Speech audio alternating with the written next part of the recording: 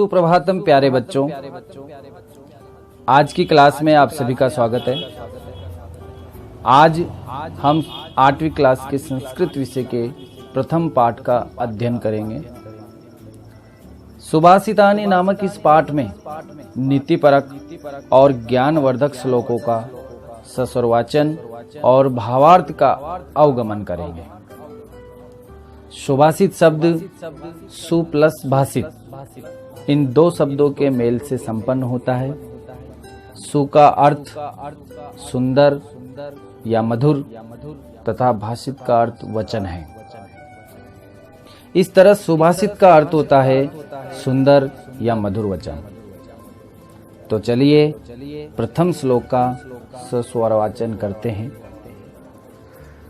गुणा गुणगेषु गुणा भवन्ति ते निर्गुणं प्राप्ये भवन्ति दोषाः सुस्वादुतोया प्रभवन्ति नद्ये समुद्रमासाद्ये भवन्ति अपेया। इस श्लोक का अन्वय व शब्दार्थ इस प्रकार है। गुणा गुणगेषु गुणा भवन्ति। गुणा अर्थात बहुत सारे गुण, गुणगेषु गुणियों में, भवन्ति होते हैं। ते निर्गुणं प्राप्ये दोषाः भवन्ति। ते का यहाँ अर्थ है वे गुण। निर्गुणम अर्थात निर्गुण को, दोषाः अर्थात अवगुण या दोष। सुस्वादुतोया नद्यः प्रभवन्ति। सुस्वादुतोया इसका अर्थ है स्वादिष्ट जल वाली। नद्यः नदियां, प्रभवन्ति निकलती हैं। समुद्रम असाध्य अपेया भवन्ति। असाध्य का अर्थ है पहुंचकर। अपेया अर्थात अपेय या पीने योग्य नहीं। इस श्लोक के संपूर्ण भावार्थ को इस प्रकार से जानेंगे। गुण गुणवान व्यक्तियों में गुण ही होते हैं। वे ही गुण गुणहीन व्यक्तियों को प्राप्त करके दोष बन जाते हैं। जिस प्रकार नदियां स्वादिष्ट जल से युक्त निकलती है, परंतु समुद्र में पहुंचकर वे पीने योग्य नहीं होती है। अर्थात गुण भी निर्गुणी के पास पहुंचने पर दोष में बदल जाते हैं। अगला श्लोक है। साहित्य संगीत कला विहीन साक्षात् पशुः पुच्छ विषाणहीनः तृणं न खादन्नपि जीवमानः तद्भाग देहं परम पशूनाम्। इस श्लोक का अन्वय व शब्दार्थ इस प्रकार से हैं।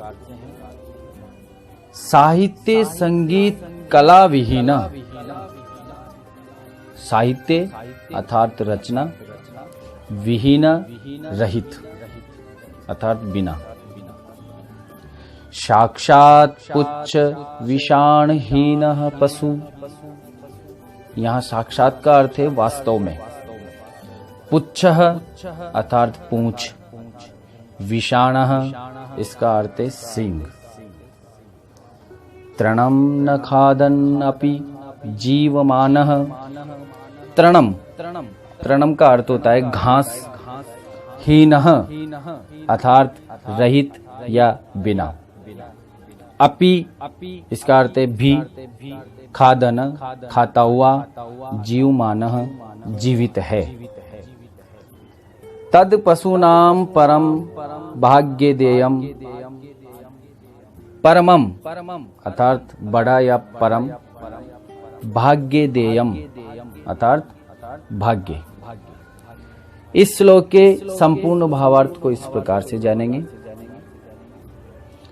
साहित्य, संगीत तथा कला से रहित व्यक्ति वास्तव में पूंछ वो सींग से रहित पशु है, जो घास न खाता हुआ भी पशु के समान जीवित है।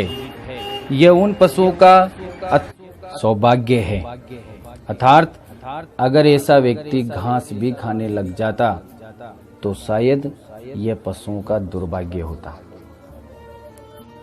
बच्चों, अगला श्लोक है, लुब्धस्य नश्यति यशः पिशुनस्य मैत्रिः नष्टक्रियस्य कुलम् अर्थपरस्य धर्मः विद्याफलं व्यसनिनः कृपणस्य सौख्यं राज्यं प्रमत्त सचिवस्य नराधिपस्य। इस श्लोक का अन्वय वो शब्दार्थ इस प्रकार है, लुब्धस्य यशः पिशुनस्य मैत्री। लुब्धस्य अर्थात लालची का, पिशुनस्य चुगलखोर का, मैत्री का अर्थ होता है मित्रता। नष्ट क्रियस्य कुलम अर्थपरस्य धर्मः। नष्ट क्रियस्य का अर्थ है जिसकी क्रिया नष्ट हो गई है। अर्थपरस्य जो धन को अधिक महत्व देता है। व्यसनिनो विद्याफलम कृपणस्य सौख्यम। व्यसनिन बुरी लत वालों का, कृपणस्य कंजूस व्यक्ति का, सौख्यम का अर्थ होता है सुख। प्रमत्त सचिवस्य नराधिपस्य राज्यम नश्यति। प्रमत्त का अर्थ होता है प्रमाद से युक्त। सचिव अर्थात मंत्री, नराधिपस्य राजा का। इस श्लोक के संपूर्ण भावार्थ को इस प्रकार से जानते हैं, लालची व्यक्ति का यश, चुगलखोर की मित्रता, जिसके कर्म नष्ट हो चुके हैं उसका कुल, धन का अधिक महत्व देने वाले का धर्म, बुरी लत वाले का विद्या का फल, कंजूस का सुख तथा जिसके मंत्री प्रमाद या आलस्य से पूर्ण हैं, ऐसे राजा का राज्य नष्ट हो जाता है। अच्छे लोगों को इन बुरी आदतों से दूर रहना चाहिए। ये थे आज की क्लास के श्लोक। अगले श्लोकों का अध्ययन अगली कक्षा में करेंगे। धन्यवाद।